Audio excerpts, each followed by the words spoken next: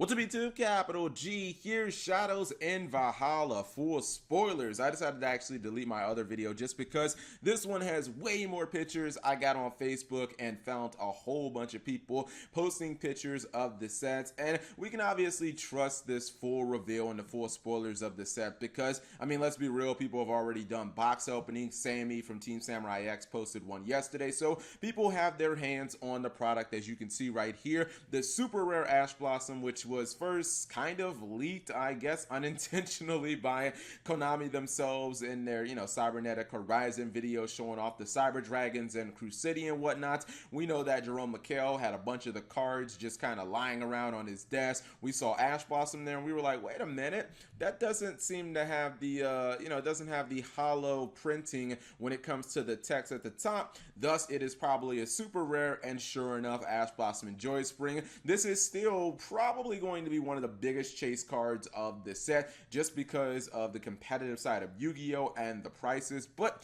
let's go ahead and look at some of the other stuff. So some of the other cards we know are in here. We got the old entities, and looks like Konami, after finally giving us some of the cards that we needed desperately back when Performages and Pals were super good. If this card would have been released in 2016, man, I'm telling you guys, or if it would have been released in, I don't know, Dimension of Chaos, and we would have had this when Performages and Pals was running around. Was that 2016 or 15? I can't remember, but whenever Performages and Pals was like super big, I believe that this card would have just wrecked the entire format, man. We saw this in the OCG. This card would basically guarantee you could OTK if you were playing a Performages and Pals mirror match. I believe that you used to use what was that freaking card?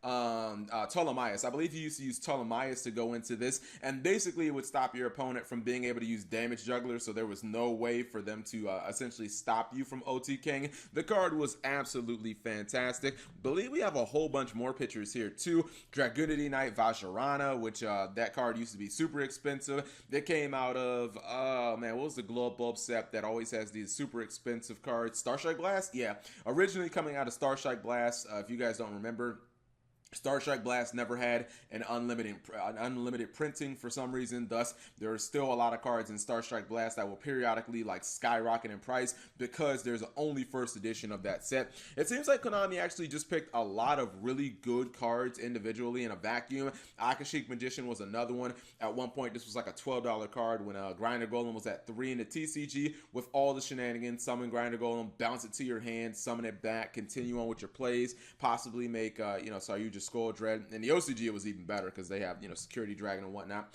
We have Vision Hero Trinity. Okay, for you hero players out there, this is the monster that can attack 3 times, or it can attack 3 monsters anyways. It can't directly attack. Twin Twisters is also a secret rare. Looks like it got itself a nice little upgrade. You know what? I don't think I actually ever noticed. I mean, I think this is Magical Hats, but I forget what this card is. Like Magical Telescope or something like that. But I actually never really noticed that on the artwork. But nice upgrade. I remember this came out of Breaker of Shadows as a super rare. You could make a legitimate argument that Twin Twister really could have been a secret rare, but Bosch had so many great secret rares like Cyber Dragon Affinity and Solemn Strike, and so many other amazing cards came out of that set. Maybe that's why it kind of had to be downgraded, but I feel like people are definitely going to look out for this one. And if Goki kind of take a step back because of the ban list, I know that Twin Twister, some people think you can't main deck it because in the Goki matchup it's just basically useless. If Goki ends up taking a step back in our new format, Twin Twister definitely could come back to the forefront of the meta. Excuse me. Golden Bamboo Sword. This is one that's ever since Isolde became a thing has always been kind of a hot card. Really running the Bamboo engine if you're playing a deck like Six Samurai. It is incredibly viable because of Isolde. This card does allow you to draw 2 cards. Super rare, I think, is definitely warranted just because it's a powerful card. We got some of the Invoked up in here. Invoked Mechaba, not liking it as much as a super rare, but I do believe that means it's going to be dirt cheap. I think I checked the price on this card and it was like $17 for the secret rare, which super rare is obviously going to be a lot less than that. Probably like an $8 card. Now, Alistair the Invoker as a secret looks gorgeous. Yeah, I think that he was definitely worthy of a secret rare considering he's basically like a 1-card engine You summon him, you get your invocation, and then you can just use either player's graveyard and you can get an invoke monster instantly. So definitely a nice rarity upgrade. Elemental Hero Neos as a super rare, that feels so wasted. Like, don't get me wrong, I mean, I get it because, you know, not Aqua Dolphin, and, you know, Konami's giving us the Yu-Gi-Oh! 10s with Jaden on the front, but, I mean, come on, man. Ain't nobody playing Neos in 2018. Cyber Dark Impact, this was originally printed as a super rare for a long time. It was very expensive for some reason. It was always a shitty card, to be honest, but, you know, it apparently is now a super rare. Shaddoll Fusion as a secret looks gorgeous. It's just unfortunate. I feel like Shaddolls have been power creep, but this is a card that was only available in super rare in the Megatons and Duelist Alliance. That looks good. I believe Winda is a secret rare if we can find her. Urgent Ritual Art, that's a super. Magical Meltdown that looks like a super rare to me for the Magical Meltdown. Chaos Neos, that was the cover card of Gladiator's Assault. So many people have this card with Rainbow Dragon printed on it. It's actually crazy. Wind Witch Ice Bell. Oh man, I got 3 of these, but I got ultra rare, so you know I just got cut a little bit. Although ultra rare is my favorite rarity, so it is really nice to see this card reprinted. So weird that they just picked one, but she is by far the most valuable of the 3 because she's the one you run at 3. This is going to be a card I think people are going to be happy that they pull. El Shaddoll Winda, this is like just a fan favorite, has always had amazing artwork, and now she is a secret rare. She looks gorgeous. I want to pick up, I still got to pick up a ultra rare copy of Winda, and then you have, you know, Ash Blossom and some of the other cards. Megalo, I still don't really understand why Mermill is in here. We have Apex Avion. The Mermill stuff is just so random. Oh, you know what?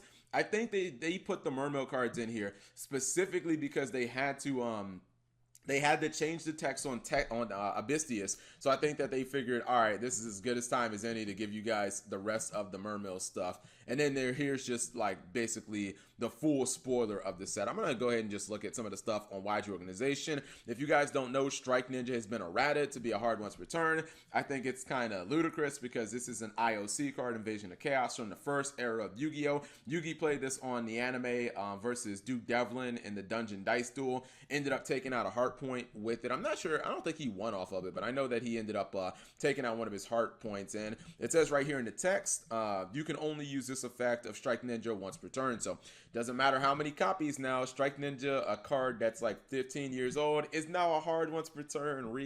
Then we have Abystius, which Abystius, they actually errated it to be just a optional effect as it is in the OCG. I think that was just mistranslated. When it comes to Strike Ninja, I'm not so sure. But then there are some other good cards in here like Magic Planter.